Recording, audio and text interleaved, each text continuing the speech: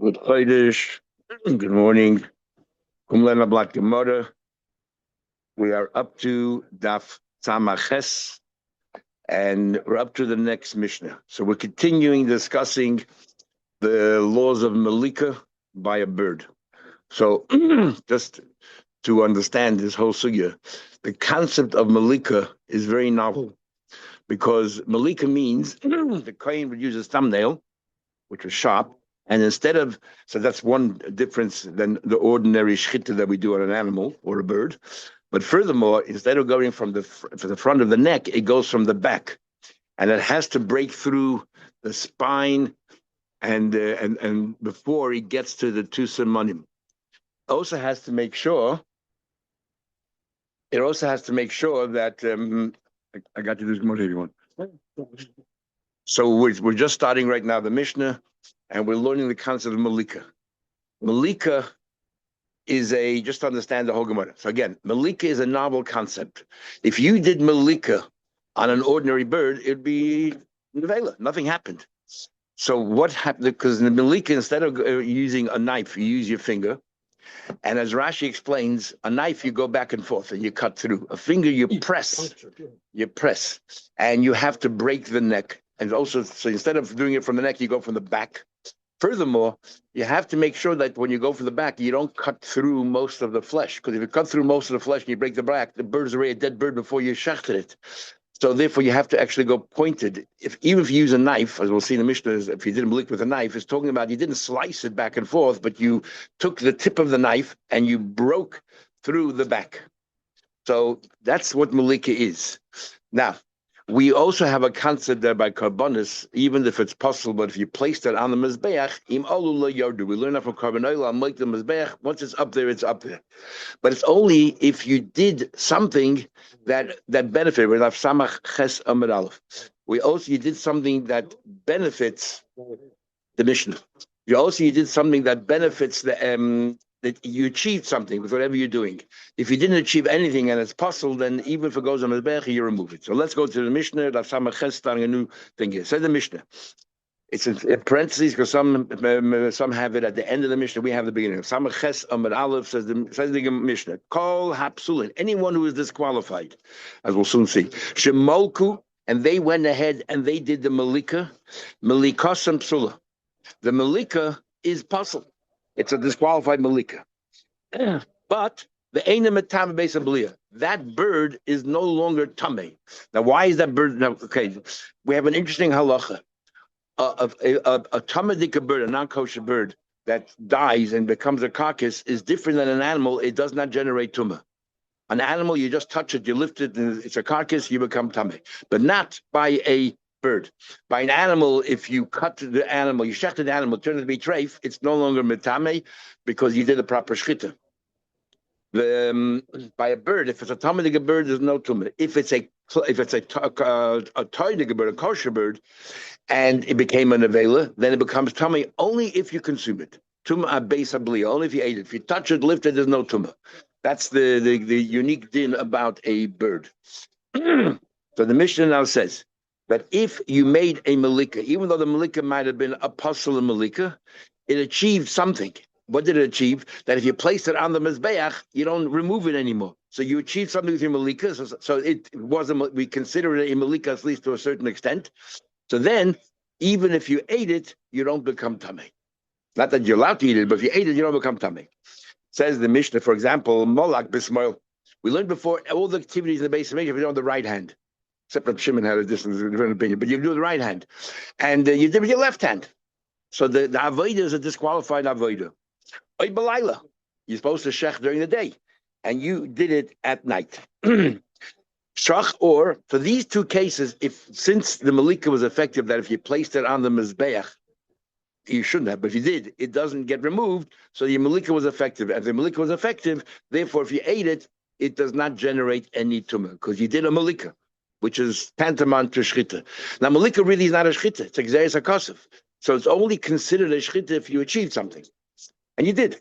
Is this explaining kol hapsulin, or is kol hapsulin any? No, this is explaining kol hapsulin. We're still going to have an argument if a Yisrael does a malika, what happens there? Is that included in kol hapsulin or not? So right now, kol psulin just means if you did it the wrong way. Yeah, exactly. The avoid itself was wrong. In other words, the bird, everything was good. You just messed up in the avodah. But the next case is shachat chulin b'fnim. If you shechted chulin inside a bird, we're talking about a bird. A bird is supposed to be malika, but instead you did shchita. You did shchita. Now this actually, if it goes on mizbeach, you have to remove it. But nevertheless, it no longer generates too many. Gemara will explain why. The kochim bechutz, or for example, you took a bird instead of shechting, and a bird that was not chulin was kochim, but instead of doing it inside the base of Mikdash, you did it outside the base of Mikdash. But what did you? But again, you did a shchita. But not the one you did a shchita. So you einan metamas base of bliya. There's a unique din here, even though if it goes on mizbech, you have to remove it and all that. But here, these two cases, it removed the tumah. The shchita eliminated the tumah. The reason is going to be in the Gemara because we find by birds shchita by a bama. Since you find that this avodah was done somewhere, so you can't say nothing happened because there was a time. Yeah, exactly, by a bama. In the time when there was no mishkan, there was no other place to do it. Okay, these are all examples of cases where the tumah is eliminated. The following case, however, is different. What about molak besakin? You did malika, but you use a knife. You use a knife. So and how would you use the knife? So you didn't do malika with a finger. You use a knife, and you did not. And the problem is, as Rashi explains, the only way you do the knife is you press it against the bone to break it. So you didn't do it's not a proper shchit at all. Or you use the tip of the knife and you pierce it inside. One is dorsa, one is chaluda. You pierced it instead of slicing it. And so molak besakin or molak chulin b'fnim. You took chulin and you did malika, but that you did not do shchita. You did malika, but malika is not a shchita. Malika is nothing. Only where the Torah says it's worth something by kachim. So it's as if you did nothing. So you didn't do anything. If you didn't do anything, and of course you go to the break, you have to take it down. So it's in the veil now. Or kachim b'chutz. You went and you did malika. You did malika, not yishach. You did malika. Malika is not a shchita. So if you didn't do it in the right place, nothing happened. Or another example with kachim and bifnim. By a bird in bifnim. So, but malik itself is not a form of shchita. It's a gzeres hakosem that this is. Of course it's possible, but the point is that you did not take away the tumah because you did nothing. That shot you did a shchita that was a problem. We consider. Zor, and you're not a No, we're not talking about a Zor. We're not talking about a Zor. Zor will call it Gemara. We're talking about our ordinary kohen, but instead of doing it inside the base of Mikdash, he did it outside the base of Mikdash, and he did a malika. If you do a malika, nothing happened. No, because it's only with a knife. Here you use your finger, so nothing happened. It's as if you shot a bird, and an avail of a bird is not matame. It's only if you're eating it, and if you did, So anyway, so here you did nothing. We'll soon see. Or so if you have doves that are too young, premature, or you have pigeons, whatever, that are over their use by date. When the coloring of the wings are a bit different, a bit more golden. So these are psulim in the birds themselves. Or shiyav shagapa. We know when it comes to birds, there's no tamas v'zachin. When it comes to birds, you're allowed to have a mum, you're allowed to have a defect, but not if it's missing an aver. If it's missing a limb, by a goy and bechlal, all kabbalas, like the whole story of we had in Gitna by the Bechur Beis HaMikdash, whereas with kamsa by kamsa. By a goy, if there's a defect in the animal, you can bring it on the mizbeach. It's only if it's missing a limb. By yid, that only applies to a bird. Rashi interestingly says the reason why if an aver is missing by a bird, you're not allowed to bring it up is because would you have delivered this to an officer? Would you have it's a pasnisht? Taisha said, what do you mean? We learn from a pasuk. So nothing, not a savara. We learn from a pasuk that it has to be complete, even though a mum is all right, but not if it's lacking in aver. So therefore, as a result of that, is an argument Rashi Taisha in the next case. So what is the shef shegapa that his wings completely dried off? Or shenishmis eina. Rashi learns became blind. Taisha says no, that the eye was gouged because it became blind. So Taisha, that's a mum. You're still whole physically. It's only if and according to Rashi, I guess. If you use the svor of a hakrive, lefachasach, surpass nicht. Okay, blind is a major defect. It's a pasnish. It's only a cataract, says Rashi, that doesn't bother us. But the Tosfos learns that you have to be whole. So being blind is still physically whole. So it has to be that your eyes gouged out. Yeah. Or shenikta ragla, or leg is amputated. Is these cases metame bebeis habliyah? In all these cases, the psul in the bird itself, then you didn't do anything with the malik or anything else. You didn't achieve anything, and therefore it's still generating tumah because it's a possible bird. And the Gemara Mishnah gives a rule. Zekla, this is the rule to understand. Kol psul, there's nothing wrong with the bird itself. The psul is the avodah that you did, like the left hand at night. Then ain't metame bebeis habliyah. Then it's not metame bebeis habliyah. Why? Because if you put it on the mizbeach, you don't take it down. Lo yahaya psula b'kodesh. But if, let's say, the psul was already there before, missing an aver, too young, too old, all these things, then metame bebeis habliyah. Then, if you put on mizbeach, you have to remove it. So metame bebeis habliyah. The case that we had about doing kachim, inside the Beis Hamikdash, if you did a chulin in the Beis Hamikdash or kachim outside, does not fit into this klal. There's a different reason why. We'll soon see more. Amar Rav Shmuel. Sorry, Amar Rav. Rav said, Shmuel, which he's quoting the Mishnah, left hand, Laila night, ein metamim bebeis habliyah. You still achieved something with the malika. You place on the bench, you don't remove it, so therefore it takes away the tumah, even though you cannot eat and all that. Bizarre. So now Rav adds something which our Mishnah doesn't mention. Yisrael. Or sakin, instead of doing malika, which our Mishnah does mention, if you did to use a knife, then you didn't achieve anything. Is metamin bebeis habliyah, then you are metame bebeis habliyah. Then it does not remove the tumah and your chayiv. Now l'chayda, we try to understand Rav. Why is a zor does not remove the tumah? Maishna smell. What's the logic of l'chayda? Said, what's the logic that the left hand we say it's all right? Because these left shaving kippurim we had before the Gemara, there's a precedent. On Yom Kippur, the kohen has to take over all the teish and everything else, so he has to use both hands, including the left hand, holding the shovel and all that. Laila is also precedent because sometime, this avodah was kosher, so you don't put it on his back, leave it there, and therefore your malika achieved something. Laila islech sheda bevorim updarim. What do you always do? The leftover of every carbon and the limbs and the fats, you leave it on the back at night. Okay. So the chayde bezei zor nami islech sheda b'shchita. One of the avodas, there are four principal avodas every carbon. One of them is slaughtering the animal, and the Yisrael is lot of shecht. So the chayde, if Yisrael is lot of shecht, so even though he did malika, not shchita malika, but there's a precedent. So the chayde, the din should be that if a Yisrael did malika on the bird, it should eliminate the tumah. Says the Gemara, because shchita lav avoidi. You know why a Yisrael is a lot of shecht? Because shchita is not considered a service, not considered avodah. So because shchita is not considered avodah, there's no precedent for avodah. Malika is an avodah, but shchita is not an avodah. So the Gemara, v'loi, and not so. But Rab Zayda, didn't Rab Zayda say shchita's para bizarre? So when it comes to para duma, if Yisrael does it, it's possible. Now, why if shchita generally is not considered an avodah, what's wrong if a Yisrael shechta para duma? So obviously it is an avodah. But for whatever reason, we allow Yisrael to do it. So there's a precedent for Yisrael to do it. So Malika also, if Yisrael does it, we should say that it removes the tumah. Umachvi Rav, and Rav then showed Allah on this. Where do you know that paraduma? You need a dafka a kohen, because the pasuk when it describes paraduma, it says you should take the paraduma and bring it to Lazar, and that was that this is how it should be, no other way. Says the Gemara, shiny paraduma is different. It's not a carbon. The kodshe bedek habayisi. It's considered part of the maintenance. You need, what is a paraduma for? To ensure that all the kohenim are pure, that they can do their avodah. So it's not a carbon. We don't treat it like even though we call it a chatz, it's not really a carbon. We had this whole discussion about it before. It's there to maintain the base of Mikdash, and it has different set of dinim. So the Gemara, on the contrary, the lav the kol dekenu isn't a kavachaymer. Kodshe bedek habayis, something which is not even that holy. It's only for maintenance. A boyakuna, yet the requirement is only a kohen can do paraduma. Kodshe mizbeach a boy when it comes to a carbon which is mami sacrosanct. Of course, you should only have kohen doing it, and yet Yisrael is allowed to do it. Is that ayah that it's all right? No, midi paraduma is different, unique.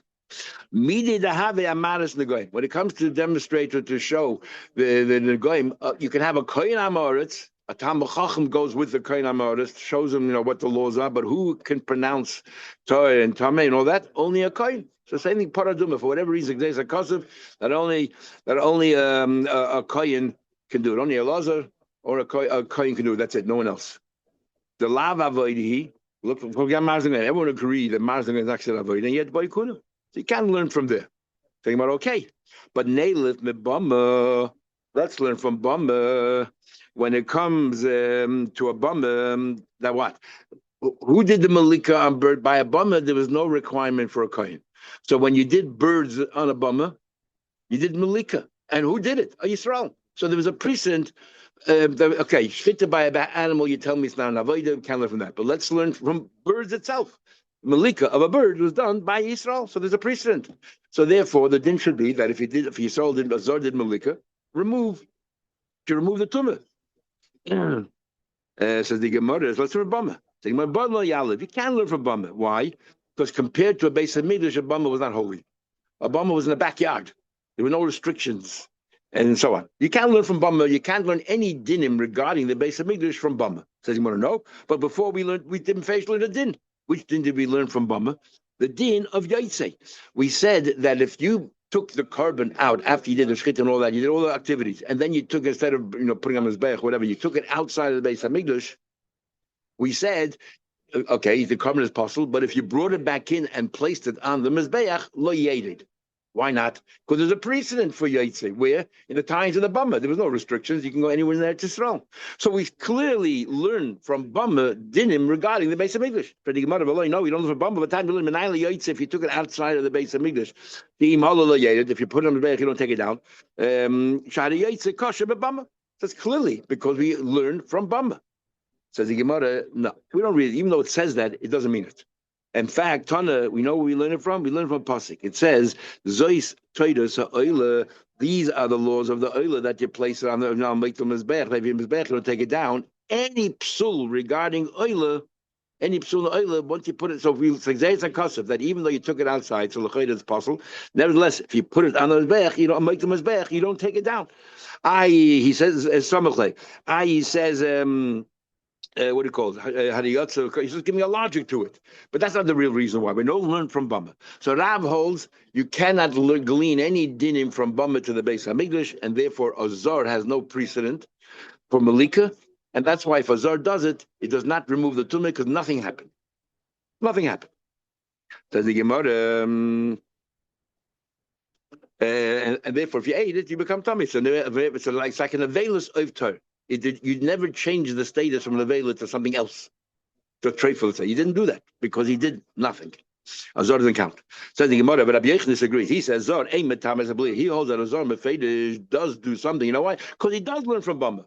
He takes the Bryces, the Peace Bryces, literally that we learn dinim to the base of Migdash from Bama because Bama had kedusha in it. Just because the din is you can have in your backyard, but that was a din. That was the base of Migdash. That was your mizbeach. So therefore, Rabbi Yechid does learn, and therefore Zor, the Malika, there's a precedent, and he takes away the tumah. So the Gemara, Zor, Saki, but if you use the knife, that he agrees, metame abeis abliya. Like we said in the Mishnah. The Mishnah clearly says, a knife already, you did nothing. If you use a knife, because that's not malika at all, because you're pressing instead of cutting, slicing, or using the tip of the knife, it's nothing. So therefore, it's still an avail of this bird, and that's why it's still mitame. So the only argument that Rabbi Yechon is regarding, which is the case, which is not mentioned in the Mishnah, which is Zor. I'll go back to the Mishnah and see the Mishnah. When the Mishnah said the word kol, as if to include something I'm not going to mention you, but kol any case, because if the Mishnah is only talking about the case of the Mishnah, you wouldn't use the word kol. So l'chayda, it says in the Mishnah, kol apsulin, anyone who's disqualified. And l'chayda, what case did the Mishnah not mention? Azar.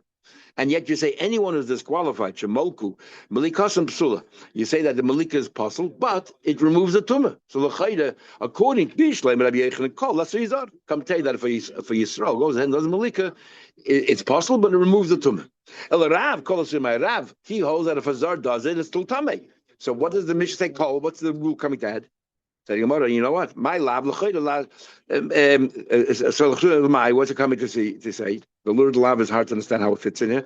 But the more answers, Oh, I guess loy maybe no, or I don't know. La'asuye smoil the liland. When the Mishnah said kol is coming to tell you if you use the left hand or at night, it is no good. For the Gemara, what do you mean kol? The Mishnah clearly said so. Smoil the liland heading. It says the next line in the Mishnah. It says left hand or at night. It removes the tumah. So what does the Mishnah say? Kol says the Gemara. Tani v'hadam. First, the Mishnah gives you the rule and then explains what the rule is all about. So Rav is not deterred by the fact it says kol. We're not talking about a zor. Okay, Toshma. Let's go to the very end of the Mishnah. The Mishnah gives another rule. Zakla. This is the rule.